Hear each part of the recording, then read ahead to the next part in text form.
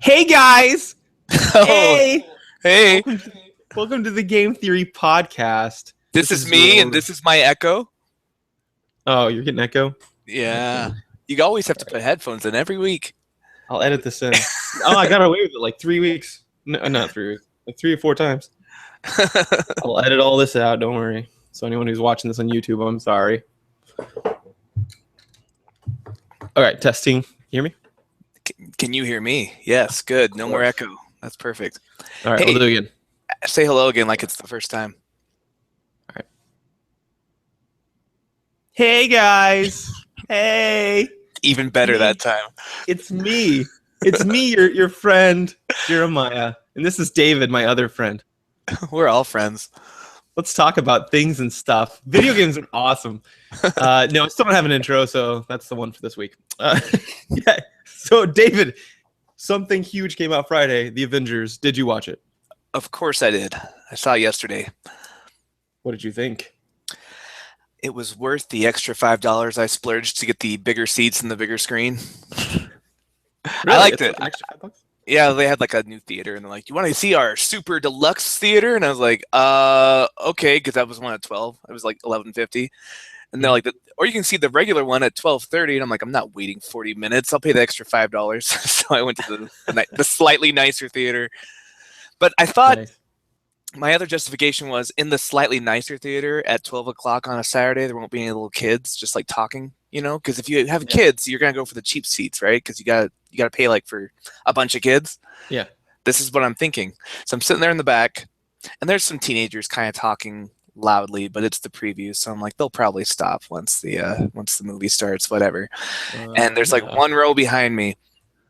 And this dad like gets up right as the previews are ending and like moves behind me with like three little kids, ages 5, 4, and 3 probably. And the beginning of the movie, it's all like, "Wait, what's that? Why did Iron Man do that? Who is that?" Just full volume. And the dad is like whispering like, "Shh, you can't talk. We don't talk." And he keeps shushing them. But they're kids. They don't understand that you can't talk in a theater, and you whispering that to them is not kicking in. So I appreciate the effort, but go fuck yourself. So Yeah. so I got up and I moved to like a completely way worse seat, but there were no kids around me, so I could still hear them. Everyone in the theater could hear them, but at least it wasn't right in my ear like it was before. So I came up with a new rule: if you have kids and the movie is rated PG-13 or higher, you fucking get a babysitter, or you wait until they're old enough to know not to talk out loud. Like when they learn volume control, they can come to the theater. If it's the Lego movie, I don't mind. That's a movie where there's supposed to be kids in the theater. If I'm there, I'm the one who's out of place. I don't get to complain about kids being in that room. But if it's a Marvel's Avengers Age of Ultron and you're a single dad who just couldn't get a babysitter that day and really wants to see Avengers, well, guess what? You entered into a social contract when you decide to have those kids. You either wait for it to come on DVD or you splurge on the babysitter. You don't ruin you're the movie for salty. everyone else. Oh yeah, You're salty, bro. you wouldn't do that, would you? Would you bring No. like your kids when they were too young to a theater because you couldn't wait for it to come out on DVD?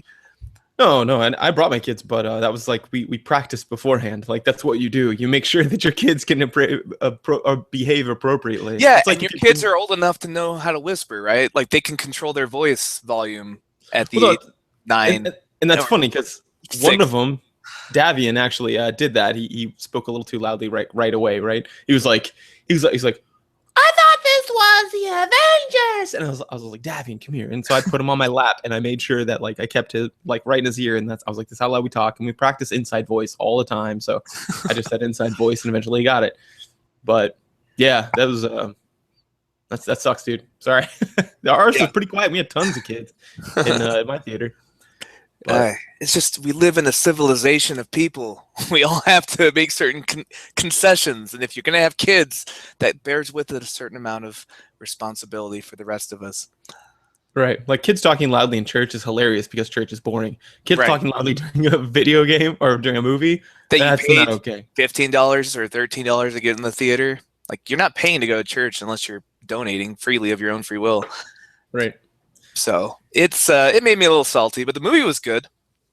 Oh, good. Yeah. One thing I really liked about was how whenever I watch superhero movies, like I was watching the Superman What was the last Superman that come out where he fights Zod and Yeah, they Man of just Steel. yeah, and they just detonate a lot of nuclear weapons in the middle of a city because that's what punching Zod does. This megaton blast goes out and like levels every building in every direction. I remember watching that movie and thinking like, wow, this is 10 times worse than 9/11. Like the people of Metropolis are going to be so scarred. Like we're still scarred from 9/11. We lost, thousands of people in 2 buildings. They leveled all the buildings. Everyone Yeah. in those buildings is dead.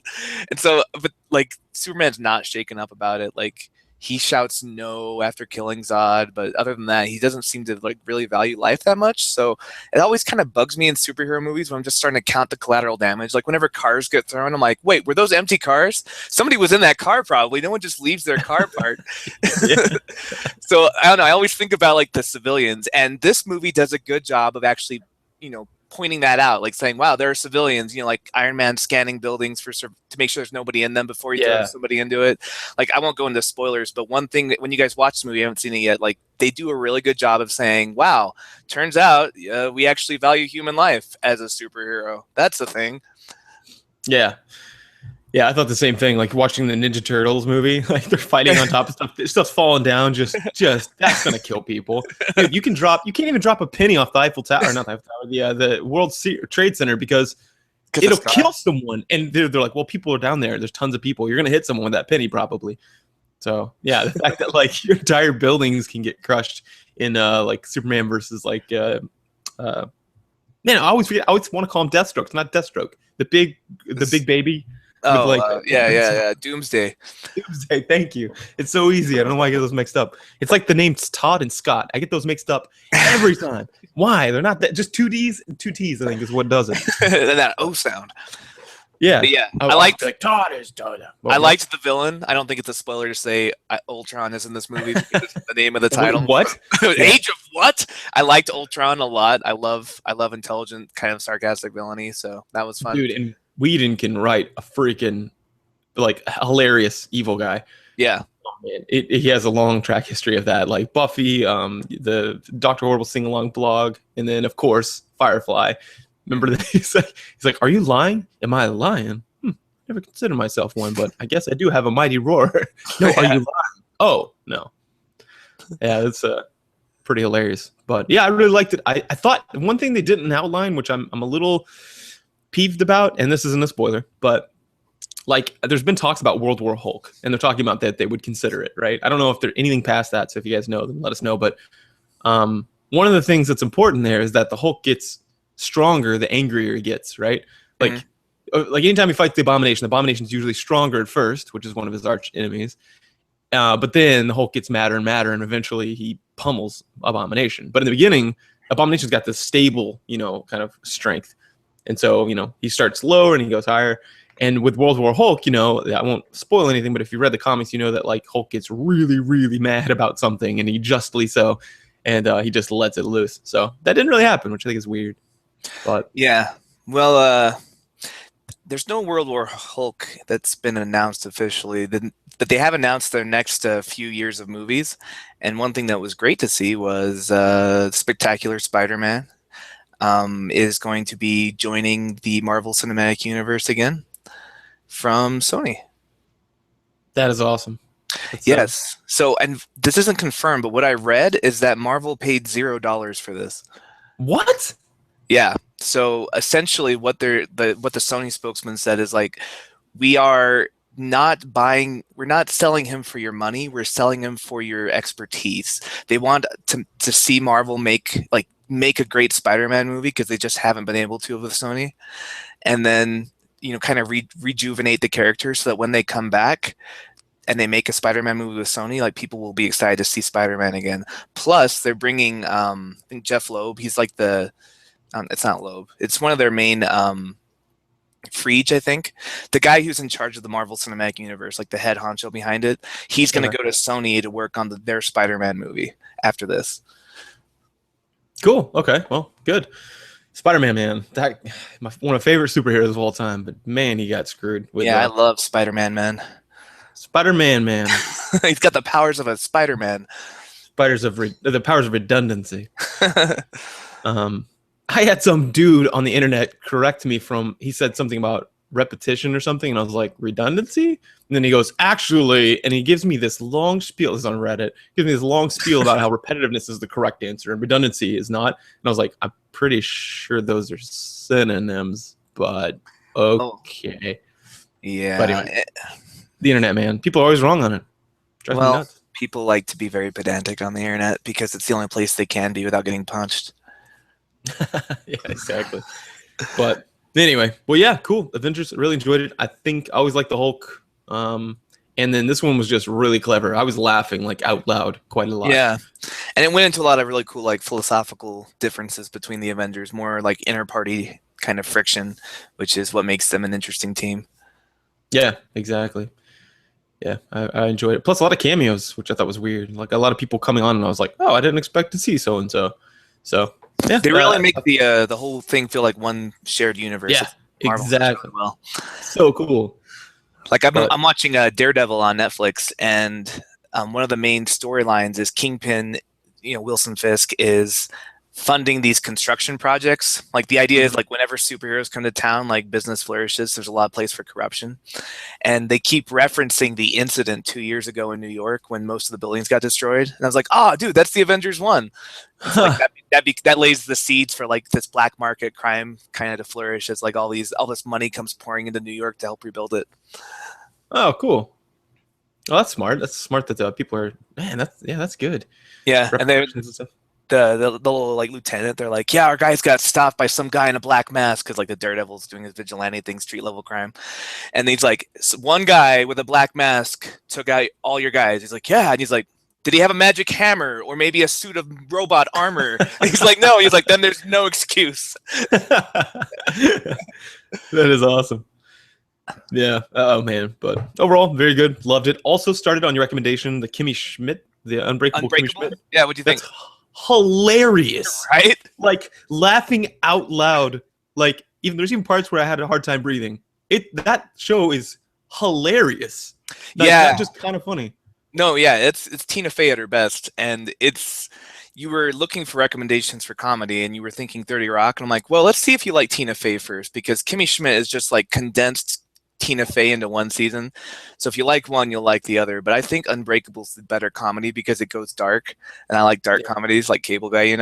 Like they'll casually joke about the premise is this woman like has been kidnapped as a kid and raised in the doomsday cult and then rescued in her early 30s.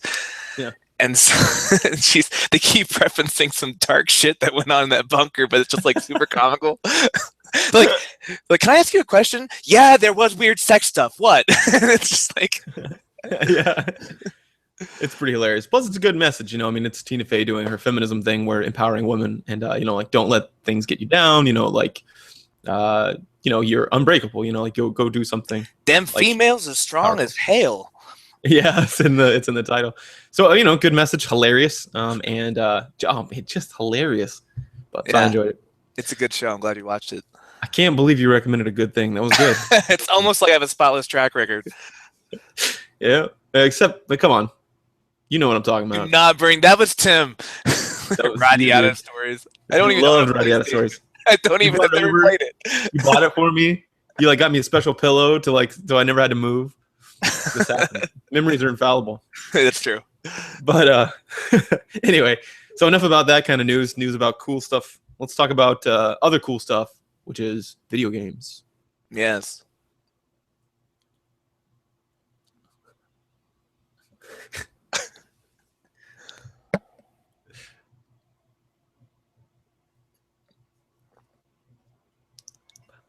All right. This is the news section.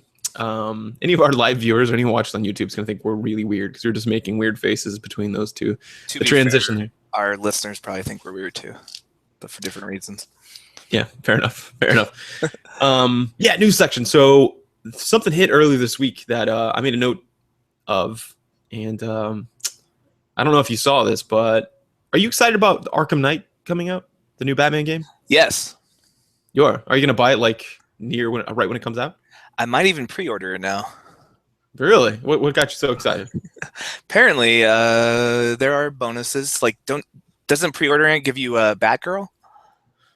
I don't know. Does it? That would be cool. Or maybe that's like the first DLC they've announced. But yeah, it's one of those games I feel safe about pre-ordering because it's got a track record of always being amazing, and I would have bought it the first day anyway. Awesome. Yes. Well, this has to do something with that. But Batman is not going to fight alone in this one, so I think that's right. Yeah. awesome.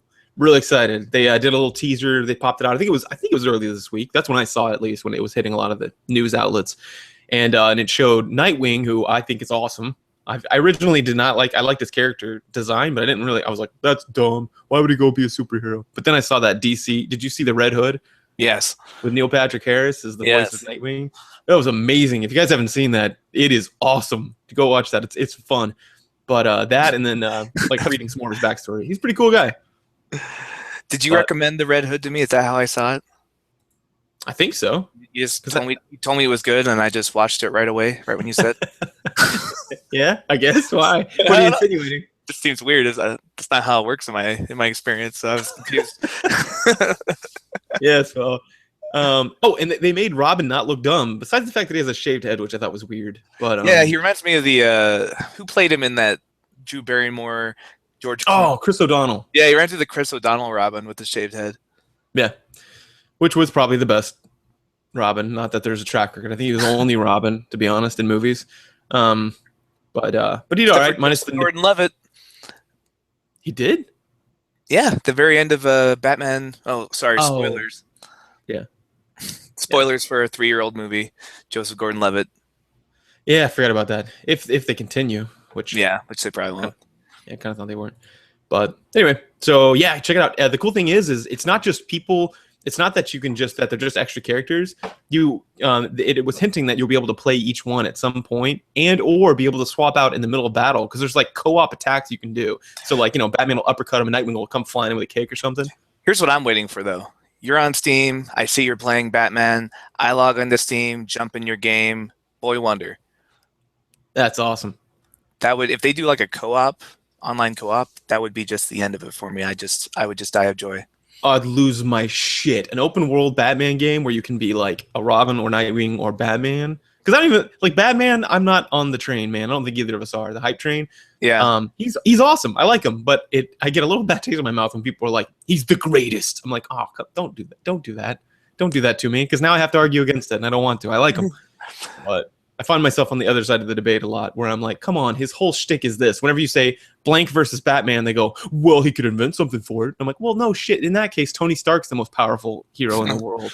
Your inventions don't make you they do make you awesome, but you can't always assume that you're going to be perfectly prepared." I have really? Poison Ivy, huh? I knew on Thursday, May 22nd that I would see you, and so I brought this on my utility belt. Are you reading the new Avengers?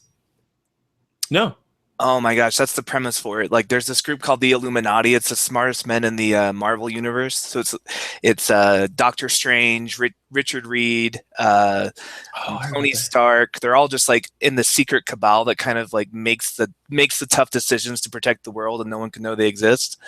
Mm-hmm. And the Black Panther's on it, and one of the that guy who can't open his mouth without destroying all of reality or whatever. Oh, Black Bolt. Yes, Black Bolt's on there. So anyway, that's the premise for this, is like, how all the universes are converging and they discover that the world's about to end and they have to save the world. And the whole thing is like, we really can't. There's nothing we can invent that's going to win this. It kind of like disproves the whole Batman with enough time could stop anything from, can defeat anything. Because it's like, here are the smartest people in the world and they are kind of helpless. They were doomed from the start. It's a really good story. Good. I like that. It sounds like DC got it right. I don't. It takes the Marvel. Oh yeah. Sorry, Marvel got it right. DC hasn't got it right. Sorry. And so because I think that if you, I don't know, it kind of ruins the whole thing if you're like, oh well, what's Batman going to invent for this one? I like playing the games because you've got a set of things and you have to use them cleverly. Like you're running and you're like, oh wait, this is this ground here. There's water and I need to get across. And you throw the little thing down and it makes a little boat. And I was like, oh, that was cool. Like that's using inventions that are kind of good for a lot of different things and using them outside of the box. That's true creativity. So anyway, but whatever. The whole point is I don't really need to be playing Batman to feel awesome. In fact, I would love to play Robin or Nightwing. So. Yeah, or if they bring back Catwoman or Batgirl in the DLC, or just there's a lot of cool like vigilante heroes in the DC world and Gotham that could be co-op. It'd be almost a waste not to at least have that be an option. Yeah. Yep. Agreed. Well, speaking of fantastic online co-op, Attack on Titan comes out May 12th for the 3DS. Oh my God! Why do I not have a 3DS? I've got 2DS. So. Yeah, it should work. But if you buy it, you also get a Attack on Titan theme for your 3DS. So like the top, like when you turn your DS on, the two screens are there, and the bottom one has like the stuff you can select, and the top has some stuff too. Yeah. Well, the Attack on Titan theme looks awesome. Like the top of it is just a wall with like a Titan looming over with flames, and like the bottom is like a city on fire with all your icons. Yeah, I've got to have that. Yeah, I've got to have that. But I'm a little concerned because the game's a little mature, and if I leave that lying around, my son's gonna be like, "Yay!" Plug it in and be like, "Oh my God!" Yeah, you'll have to watch the show with him first to get him desensitized to senseless violence and death. Yeah. But yeah, May 12th. So a couple weeks we can play this. We can hunt Titans together, Jeremiah, just like we always dreamed. Oh my gosh, that's awesome. I've got that shirt that I sometimes wear that no one understands, but it's a shirt that says train like you've got Titans to kill. And it's got the the survey corps on there. I wear it and no one gets it because it's like, where's the intersection between like weightlifting and like cardio and Attack on Titan anime? There's not a lot of those. Yeah, it's small. It's funny. I was at jiu-jitsu and there's a guy who said he goes, "Yeah, you know what?" I was like, "How'd you find Brazilian jiu-jitsu here? This gym?" And he goes, "Well, it's a funny story. I actually went to go sign up for some kind of martial art, and I thought karate sounds good.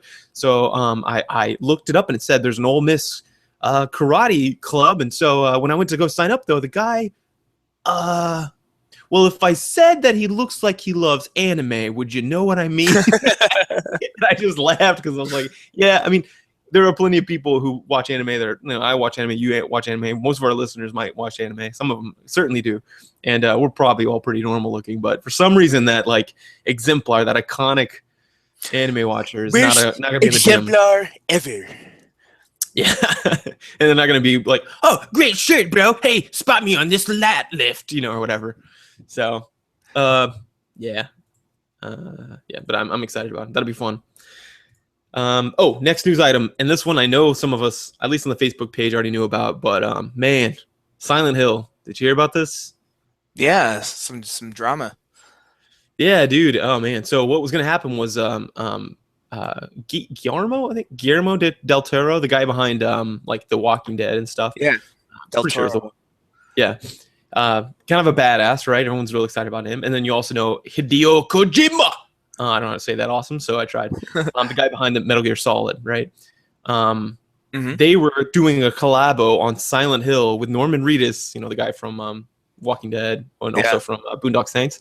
He was going to be the star of the show. And dude, people were excited, right? Because Silent Hill has a big following. Well, it got canceled, which is unfortunate. But there's good news.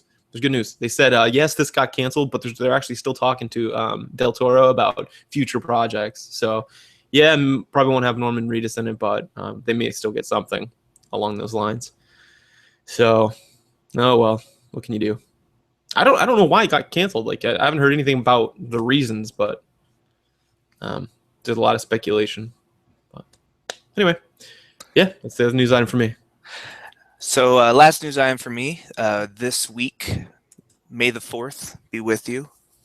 So Star Wars is pretty big this time of year. And to celebrate that, Steam is having one of their Star Wars sales, all Star Wars games, 50 to 75% off. I picked up Lego Star Wars during the sale. So if there's any Star Wars games that are just missing from your PC collection or Mac collection probably, then check it out. I was actually looking for Rogue Squad. You remember those games? Yes. But unfortunately, they never got a PC port, so they were not on Steam. They got the old X-Wing ones, though, and TIE Fighter. Those were awesome back in the day. Yeah, if you like I didn't pick them up because I didn't play them back in the day, so I have the nostalgia, and the graphics just looked they turned me off. I'm just too spoiled by modern games. Yeah. But yeah, they do have the X-Wing versus TIE Fighter series on sale for like $3 or $4 or something. So there's really no excuse not to buy it if you're interested. Yeah, I forgot. Speaking of that, there's this. Did you the Old Republic? We used to play that quite a bit. Star Wars: The Old Republic. They came out with an expansion where there's an Emperor now. There's the Sith Emperor. So you can go watch the trailer from that. Maybe I'll try to post it on the Facebook page if I have time today.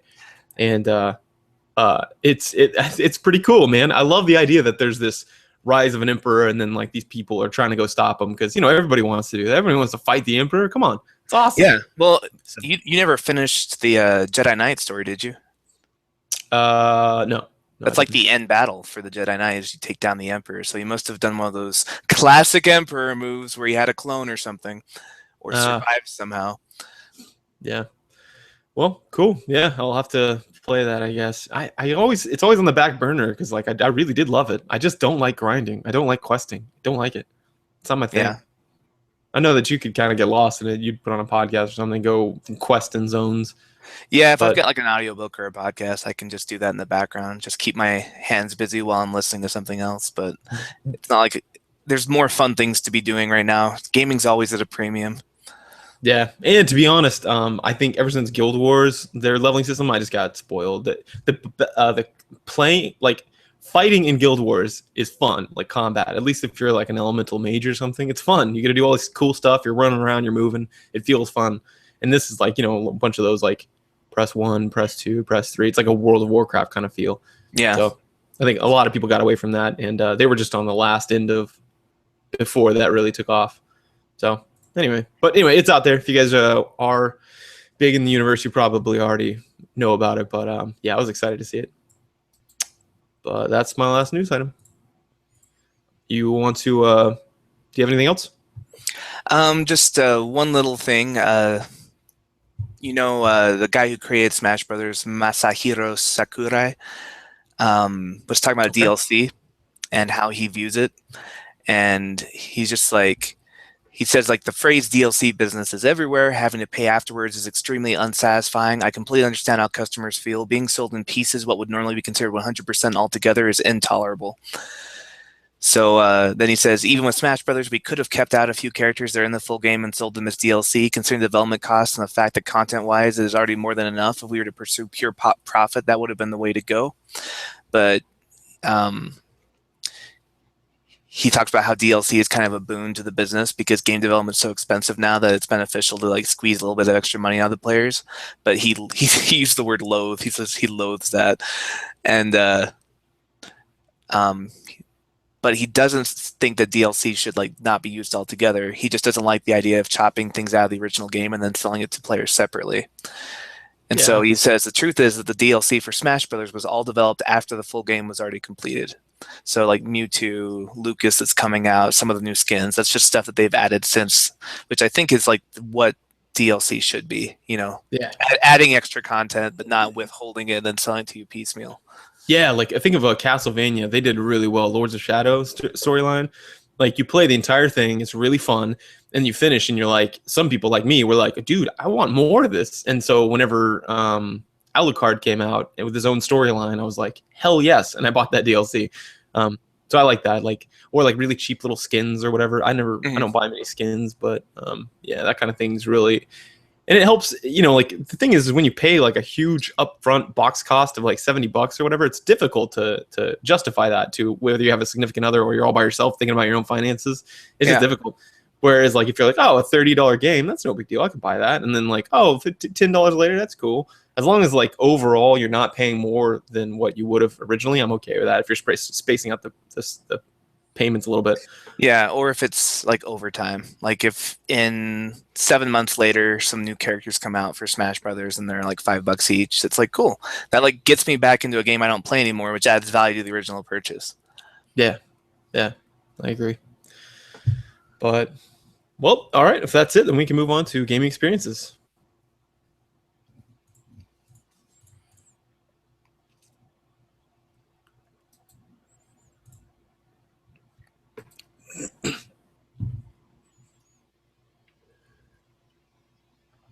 All right, this is the gaming experience section where we talk about the games we've been playing. And dude, I've been playing a lot of games. Yes, you've been on a little mini vacation after your thesis. Yeah, I finished up, and my advisor even was like, "Hey, let's just not even meet on Thursday. We meet like once a week to kind of go over what I'm doing, and that helps motivate me, but it also helps keep him in the loop, and I can get advisement." But he's like, "Let's just not meet." And I was like, "Okay." And so like I took the week off and just went crazy. So and my son got sick, so I stayed home one day, and there's not much you can do with a sick kid. You just keep checking on him, and then eventually you're like, "Well, guess I'm gonna play some games if there's nothing to do." So yeah, I've been going crazy. One of the ones that I've been playing and I just beat was Devil May Cry. Have you ever played those games? No, never. I've seen him played, but I've never actually played him. Oh, okay. They are really fun. Like I did not expect to like them because I first saw it and it was like, "Oh, look, look, I've got this awesome trench coat and a sword, but also guns, and my hair's white. I'm fighting demons." It just seemed like a little over the top. Right. But the gameplay is awesome, and the story actually is awesome. And and I like how in the most recent one they kind of did this on Devil May Cry 4, but this one, part 5, where it's not technically called Devil May Cry 5 now, it's just called DMC. But this one they redid the character, which I didn't think I'd like, but it actually is kind of awesome. And they make fun of it the whole time, like the fact that he's like ridiculous, overpowered and crazy. But the premise of it is that a demon and an angel had sex, and bam, you get these two Nephilim, and they're brothers. And in every game, it's you and Virgil. Virgil's your kind of the better, the more angelic half, and you're the more demonic half. And yeah, like I think most of them. Dante and Virgil, is that the characters' names? Yeah. Cute. Yeah. But it's actually, the premise is really cool. I like urban fantasies, and this one is and with this one they do like a limbo thing, and they did that in the last one, I'm pretty sure. But the whole idea is that there's the regular world that we all see, but there's also like this limbo world where it's similar, but you can see what all the demons are doing behind the back, and stuff like that. It's kind of like that like Frank Peretti novels, those Piercing the Darkness type idea of like spiritual battles and stuff, and that's going on here. So it's pretty fun, and it's funny too. Like there's a lot of moments where, okay, the whole thing of it is this: it has to do with Hellenistic morals. You know what I mean? Instead of like Right. Nietzsche talked about the idea of slave morality, which is what he said that Christianity follows that. The idea that like be a good servant, a lot of the language like you can't serve two masters, things like just women get are along. incapable of friendship because they're on the level of cats or cattle as far as emotional development goes. Yeah, okay, maybe. But like it's also talking about like you are set up perfectly to be a perfect slave, he said. But Yeah. the idea of Hellenistic principles where it's saying it's a different form, but that's like you get like why am I Achilles? There you go. I'm thinking Guillermo because the guy is the developer. But Achilles, he was proud, he was strong, he was boastful, but he always backed it up. And the second he didn't back it up, then he sucked. Like it. So it's more of it's just a different way of approaching life, and that's definitely in this. Like you're just this like, I don't know, like it's just hilarious. It scratches that itch of being like the swaggering kind of hero that like does not give a single fuck, and it kind of makes you feel kind of like playing Tales from the Borderland rather than playing Game of Thrones from Telltale. It's like it's just fun. Like you're never on the seat of your pants because if you fall down a pit, you just resurrect. You're a demon, you can't really die. So. Yeah. Sounds like Bayonetta, like just sort of like over the top, just random fun and completely uninhibited carnage. Yeah.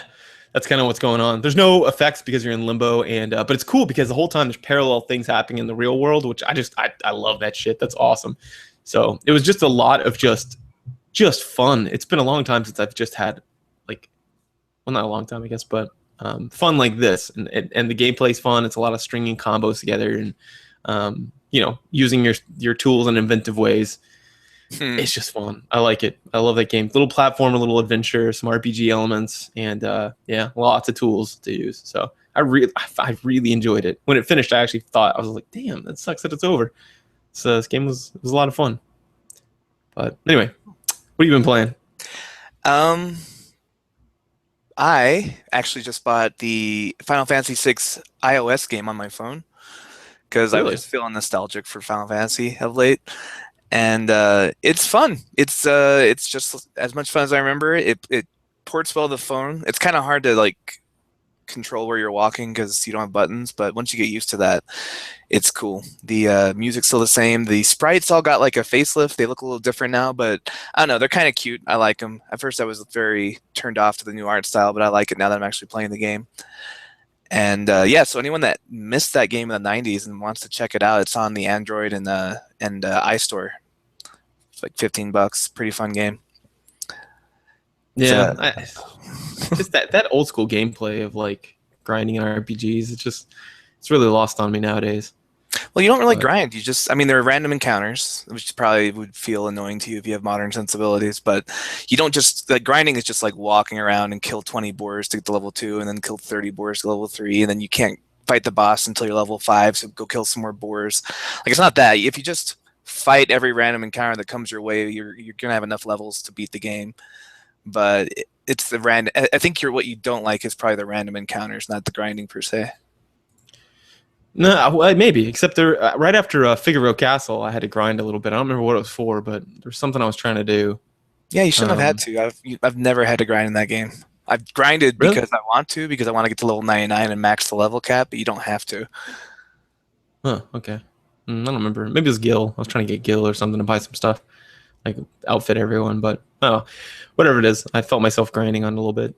Which, maybe that was my own volition to buy something nice, but I don't know. I bought. I just went to. I'm at that part in the game right now. I just left Figaro Castle, went to South Figaro, bought everything they needed. I had to sell some of my old gear that I wasn't using anymore to afford it, but yeah, it's not like a game where you have to grind. It's a game where you can if you want to, but I just go through it. I fight the encounters as they come, and I kick ass.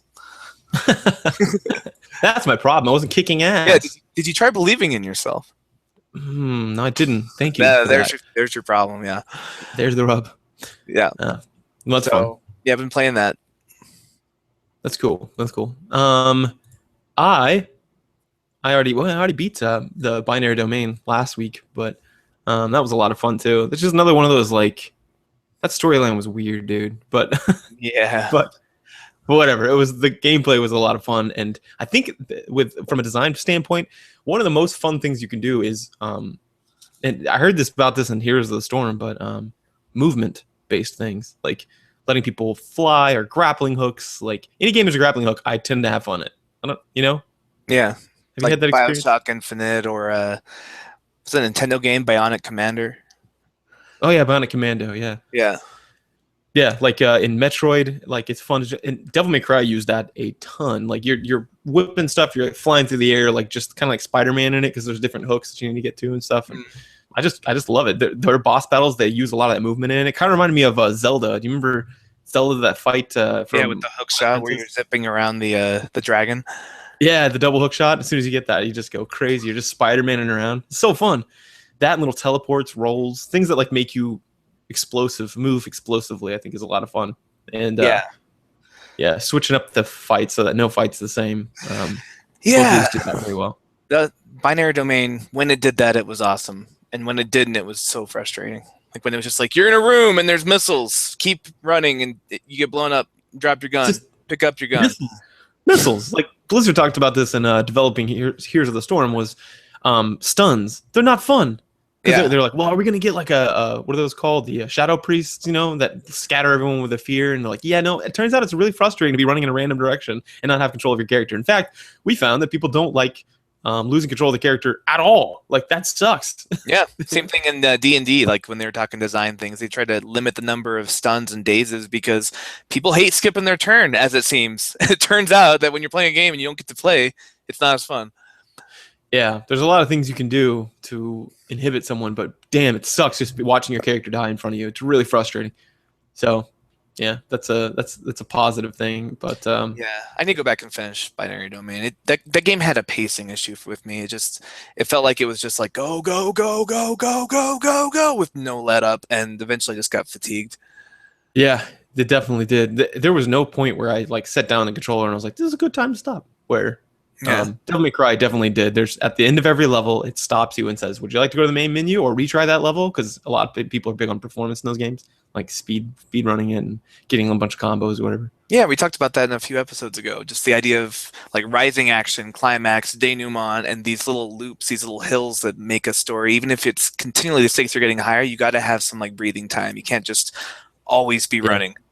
You're really manipulating that contrast effect that we talked about in another one. But people experience emotion more strongly whenever they've just had the polar opposite of that emotion. So if someone was like, "Yeah, this is awesome," and you look over and one of your team guys is like was shot or bit by a zombie, you're like, "Oh fuck!" It just changed that awesome party to like oh shit, it's a buzzkill, right? Or vice versa. Like you see the guy dead and you turn around and you're like, and you see the hero, get really angry and be like, "Oh, I'm gonna go," and then you fight. Like that's a more powerful high than if you would have just gone from baseline. So yeah, those little valleys are super important.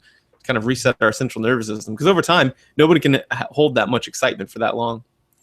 We have kind of I just call it the kind of fire suppression system. So sort of like sprinklers in our that's how I explain it to most clients. That kind of pops off because it's like, yeah, this isn't useful anymore, and this is bad for your body to have that much cortisol pumping through it. So yeah, pacing. Yeah, that's a big deal. That's what killed it for me. That and the missiles. I'll go back and finish it. I do want to beat that game, but it's one of those games I have to force myself to go back to. It's not like one I'm looking forward to. Yeah, the story overall, like even while I was in it, I was like, oh, this is pretty good. But afterwards, I was like, nah. And then like now that I've had time to kind of ponder on it, I'm like, no. Yeah, and the characters are just so flat. They're all just one-dimensional caricatures of like, and this is what a black person sounds like.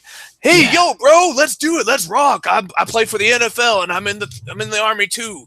And like, and this is what your classic Tom Cruise American badass is like. And this girl is your Chinese love interest. And here's your snooty British. Like, the only interesting character was the robot, and he was only interesting because he was a robot. Other than that, he was just a French caricature with like a little beret and a scarf.